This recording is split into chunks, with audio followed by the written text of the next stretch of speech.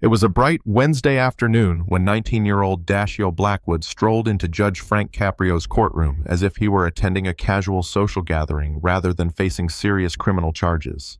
Italian leather shoes gleamed under the courtroom lights, a designer wallet peeked from his pocket, and a confidence born of inherited wealth radiated from every gesture.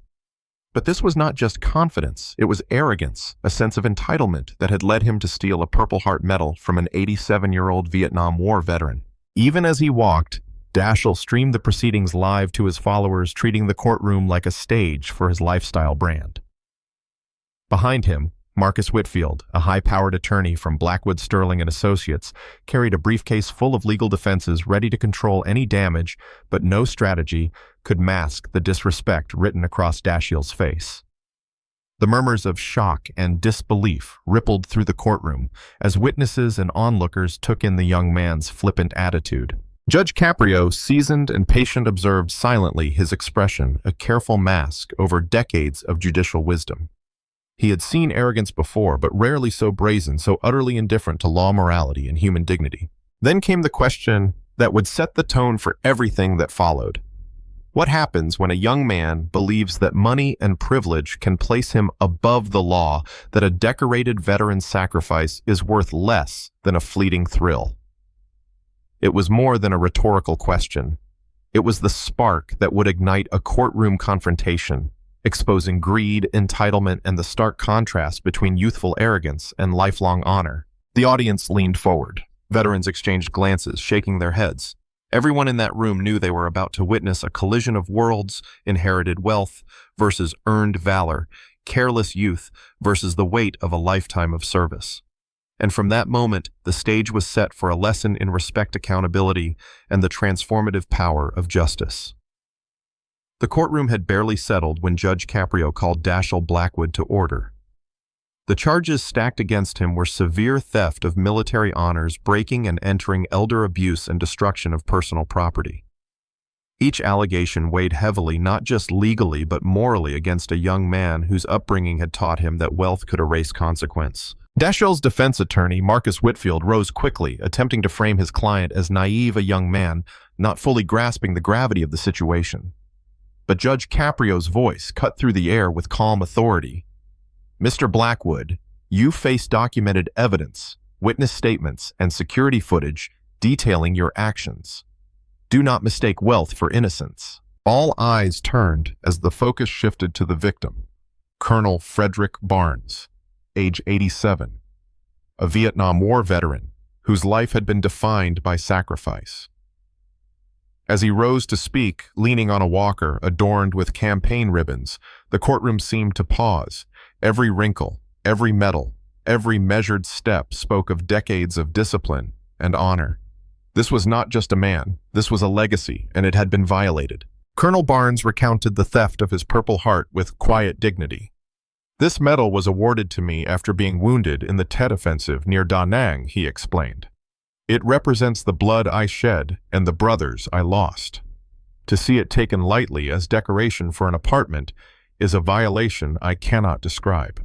The veteran's voice trembled, yet carried the weight of someone who had endured far worse than petty theft. Dashiell, seemingly oblivious, laughed and dismissed the significance of the medal. It's just some old piece of metal, he said. I thought it would look cool in my apartment. Old people keep stuff they don't need. The courtroom erupted in whispers, the veteran's indignation palpable. The gallery gasped as the arrogance of youth collided with the sacrifice of age. Judge Caprio's gaze hardened, signaling that this conduct would not stand unchallenged. Marcus Whitfield scrambled to contain the damage, attempting to recast Dashiell's actions as a generational misunderstanding. Your Honor, perhaps he didn't fully comprehend the sentimental value. It was a mistake of perspective, not malice. Judge Caprio shook his head slowly. Mistake. Mr. Blackwood deliberately entered Colonel Barnes's room, took a sacred medal, and dismissed its significance. This is not ignorance, it is entitlement. The courtroom tension reached a new height as Judge Caprio methodically recounted the evidence security footage of Dashiell wandering through Sunset Manor police reports documenting the theft and damage, and witness statements detailing his flippant attitude toward elderly residents. Every detail painted a portrait of a young man insulated by wealth, shielded from accountability, and disconnected from basic human decency. Even as murmurs of outrage swirled, Judge Caprio maintained control, emphasizing the moral stakes. This is more than property. This is a matter of respect, of honor, of what it means to value the lives and sacrifices of others. Mr. Blackwood, your actions reveal not just poor judgment, they reveal character. And character, young man, can be taught, shaped, and if you are willing, transformed. The courtroom fell silent, all attention fixed on the contrast between a life earned through service and a life inherited through privilege. The stage was set. What unfolded next would not only determine legal consequence, but would begin the arduous journey of forcing a young man to confront entitlement, disrespect, and the true weight of honor. The tension in the courtroom intensified as Judge Caprio turned his full attention to Dashiell Blackwood. No longer was this a simple case of theft, it was a collision of entitlement and honor, youth and wisdom, privilege and sacrifice. The young man's smug expression began to waver as the judge began his careful but firm questioning. Mr. Blackwood, Judge Caprio began, his voice carrying the weight of decades on the bench. You have heard the account of Colonel Barnes. You understand the meaning of the Purple Heart. You took the sacrifice it represents and the trust you violated. How do you respond to that? Dashiell waved a hand dismissively, still treating the courtroom as his personal stage. Your Honor, I already said I'm sorry. I didn't know it was that important. I just thought it would look cool. I didn't mean to hurt anyone. The gallery reacted instantly. Gasps, whispers, and the barely contained anger of veterans who had served alongside men like Colonel Barnes filled the room. Judge Caprio's eyes narrowed. Mr. Blackwood, this is not about what you meant. This is about what you did.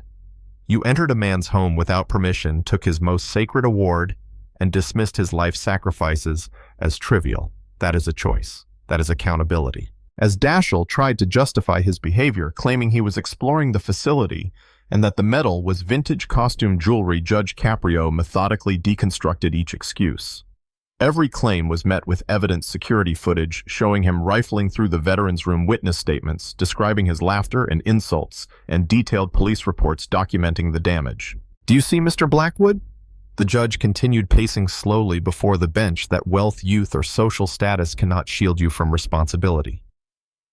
The man whose life you disrespected is 87 years old. He fought for the freedoms you enjoy today. Every medal, every scar, every story of his service matters. Do you understand what that means? Dashiell's attorney, Marcus Whitfield, rose in a last attempt to soften the impact. Your Honor, perhaps my client did not fully understand the sentimental value. He's young, and Counselor Judge Caprio interrupted sharply. This is not misunderstanding. This is deliberate disregard. He chose theft over respect, selfishness over service. Stop framing criminal behavior as youthful ignorance. At that moment, the courtroom felt electric. Veterans in the gallery straightened in their seats, some standing, their faces lined with memory and pain as Colonel Barnes watched silently. The contrast could not have been more stark, a young man laughing at valor versus an elder embodying it. Judge Caprio then called Colonel Barnes to the witness stand. The veteran rose slowly, each step a testament to a lifetime of discipline and courage. With a voice steady yet weighted by memory, he recounted the moment he discovered his Purple Heart missing. This medal is more than medal. It is my history, my sacrifice, my brothers who never returned. It is a piece of my soul. Dashiell interrupted, attempting flippancy, only to be met with the full force of Judge Caprio's presence. Silence, the judge commanded. You will not mock this man nor the lives he represents. You may have money, but you have no honor until you learn respect. Today, that lesson begins. The gallery felt the shift. Dashiell's earlier bravado faltered.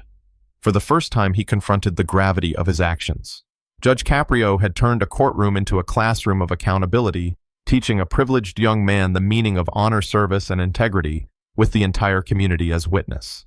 The stage was set for the next act, transformation, restitution, and the long road to understanding the weight of choices made and the lives impacted by entitlement. The courtroom had reached a fever pitch of tension, yet Judge Caprio remained a pillar of calm authority. Then came the moment that would define the entire proceeding, the turning point where arrogance met accountability. The judge paused, looking directly at Dashiell Blackwood.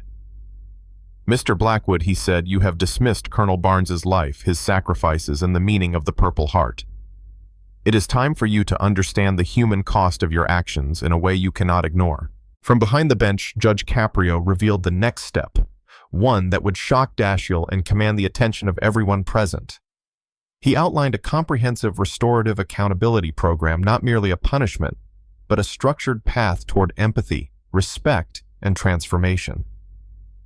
Dashiell's smug confidence faltered as he listened. First, Judge Caprio instructed you will perform 800 hours of direct service at the Providence Veterans Medical Center. You will assist with daily patient care meals, recreational therapy, and companionship for combat veterans. No shortcuts, no exceptions.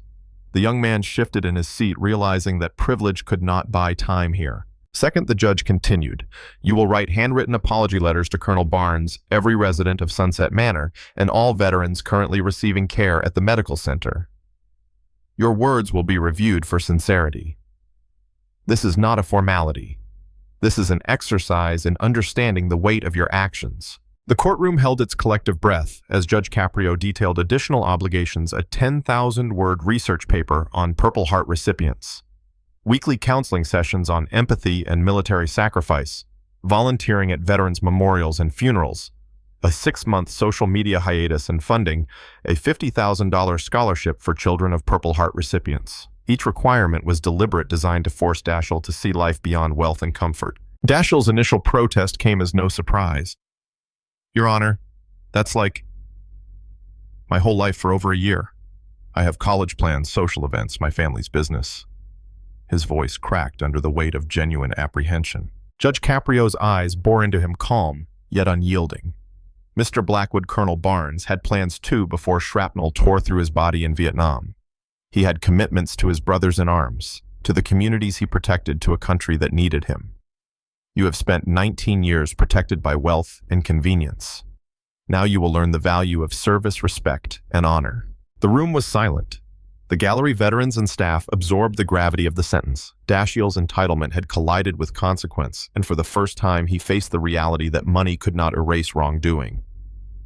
Judge Caprio had orchestrated a turning point, one that challenged privilege with moral clarity, forcing reflection, humility, and accountability. This moment was the story's pivot from arrogance to the opportunity for genuine change.